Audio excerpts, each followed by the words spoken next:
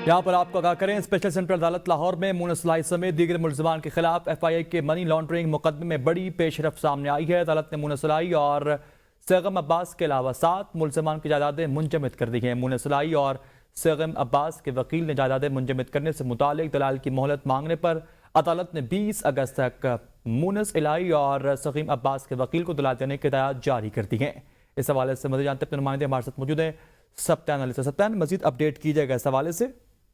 जी बिल्कुल, FIA money laundering के मुकदमे में बड़ी पेशरफ है। FIA ने मुनस इलाही समेत 9 मुलजमान को नामुकम्मल चलान जो अदालत पेश कर दिया गया है। चलान में चौधरी परवेज इलाही समेत दीगर 6 मुलजमान को इश्तिहारी करार दिया गया है। दीगर इश्तिहारी मुलजमान में फरासत अली, इम्तियाज अली, आमिर सुहेल, वाजिद अहमद दीगर जो है शामिल।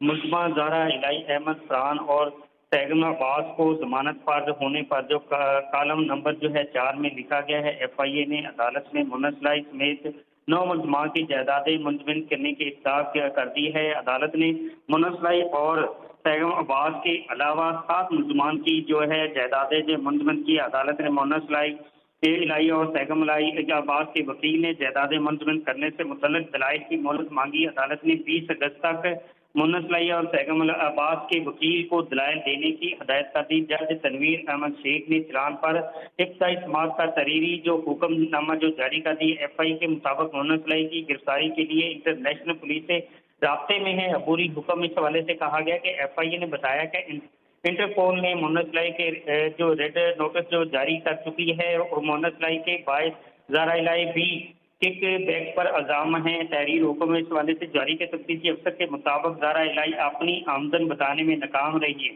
चलान के मुताबिक सैगम अब्बास मुनस इलाही का कैश बॉय था। अबूरी हुक्म इस हवाले से कहा गया चलान के मुताबिक मुलजम सैगम अब्बास दीगर मुलजमान के बैंक अकाउंट्स में इस क्राइम के पैसे की ट्रांजैक्शन करता था। जी सही, सप्तान अली आगाह कर रहे थे लाहौर से, बहुत शुक्रिया। अदालत ने मुनस इलाही और सैगम अब्बास के अलावा दीगर 7 मुलजमान की जायदादें मुंजमद करने का हुक्म जारी कर दिया है।